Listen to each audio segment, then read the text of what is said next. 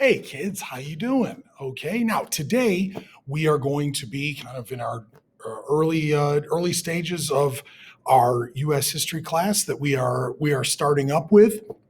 And the very first thing that we are going to do is spend a short period of time learning about the Lewis and Clark expedition. Now, really, the Lewis and Clark expedition from 1803 to 1806 is something that is really more of the seventh grade uh, history curriculum.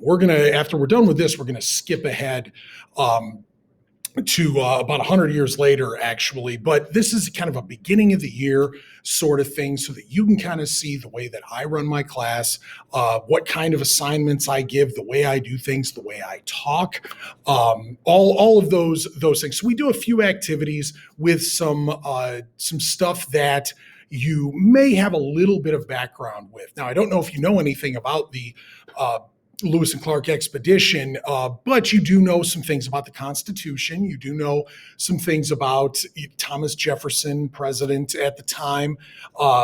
So you've got a little bit of background on this kind of thing. So that's really what I do to start out. And I'm recording this video so that I can read along with the article that you can see there on the screen.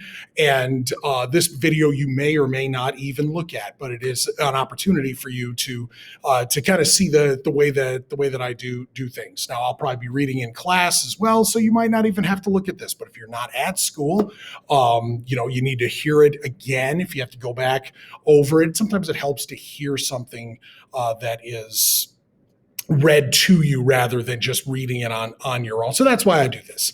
Okay, so it'll be on the YouTube channel. You can click on it just on the assignment, and one way or another, you're already hearing it, so you knew how to get there. All right, so today's article is called Lewis and Clark: The Journey of the Corps of Discovery, the Louisiana Purchase. In July 1803, a group of American men set out from St. Louis to travel up the Missouri River and explore the heart of the Louisiana Purchase. Over the next 3 years, they met friends, explored thousands of miles of territory, and discovered countless plant and animal species. The Corps of Discovery opened the West to American settlement. In 1800, Spain controlled the Mississippi River, the city of New Orleans, and the territory of what was then known as Louisiana.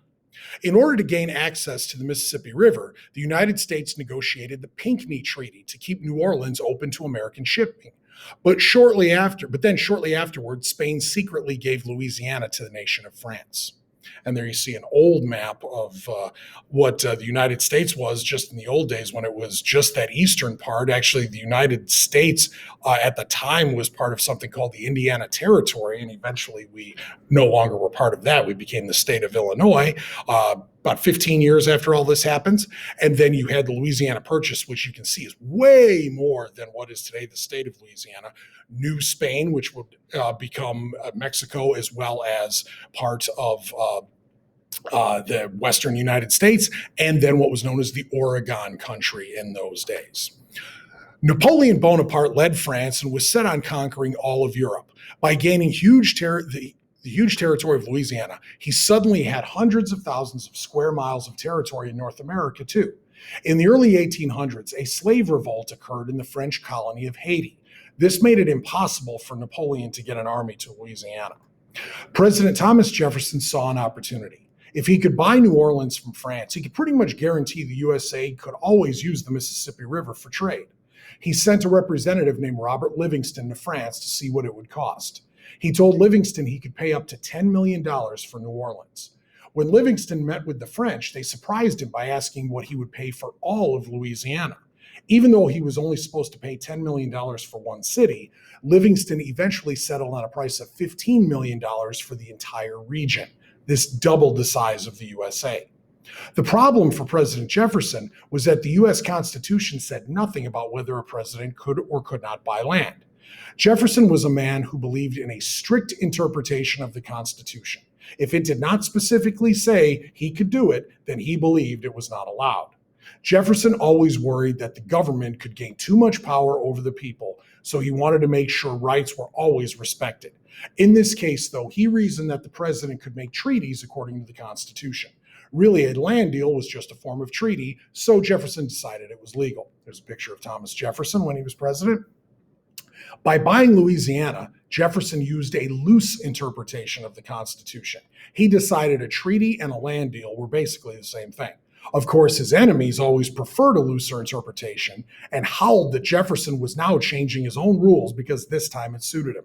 Plus, they said, now he had given a bloodthirsty tyrant $15 million, which Napoleon would probably use to defeat Great Britain in war.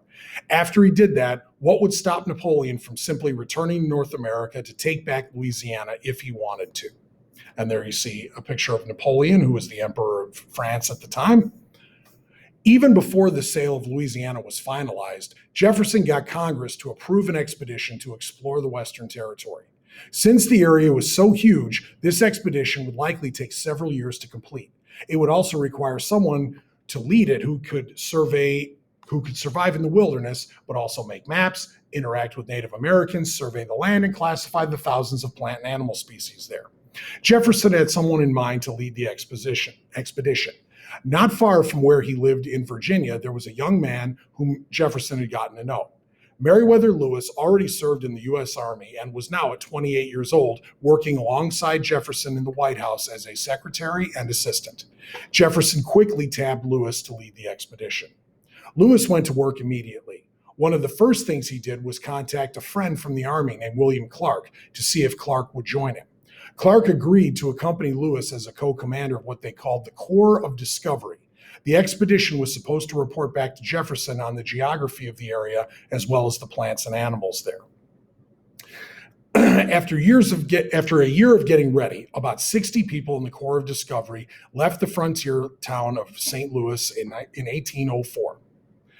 They headed up the Missouri River, nicknamed the Big Muddy because of its brown, murky water and swift current that was working against the group's keelboat. Often the boat and its crew could only make it a few miles up the Missouri per day. And there you see a reproduction of the big keelboat that they used to go up the Missouri. That's what it kind of looked like in those days. By the end of May 1804, the expedition was further up the Missouri than any Americans had ever been.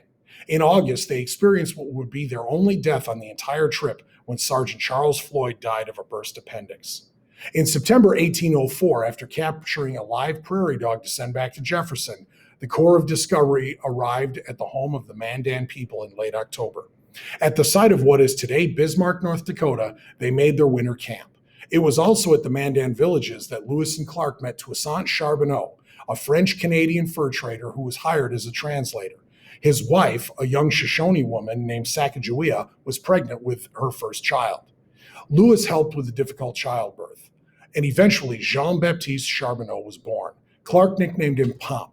He would accompany the Corps of Discovery West as its youngest member. And there you see a statue of Sacagawea and her baby. We're not really sure what Sacagawea actually looked like, but it's the best guess. There were never any pictures of Sacagawea because there weren't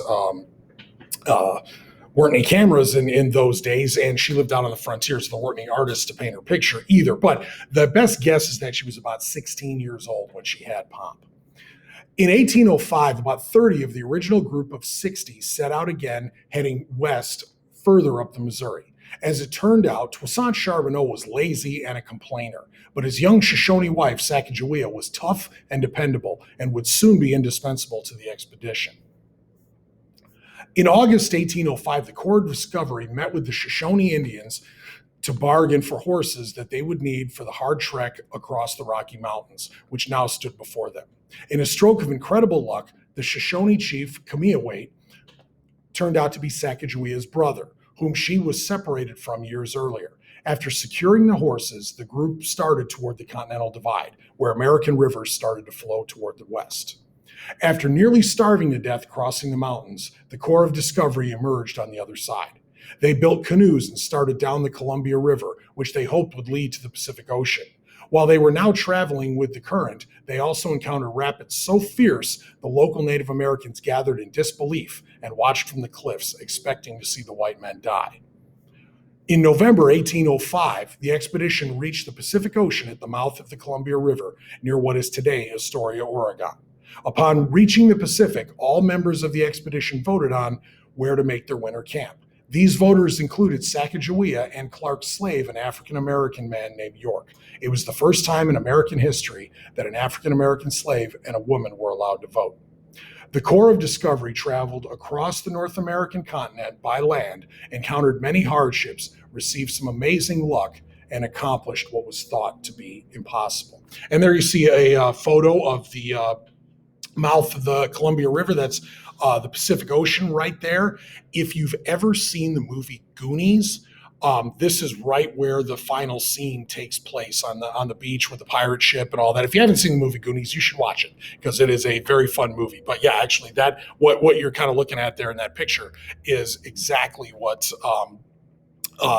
you see in the final scene of the movie, and that's where Lewis and Clark made it to the Pacific Ocean, right there at that exact spot.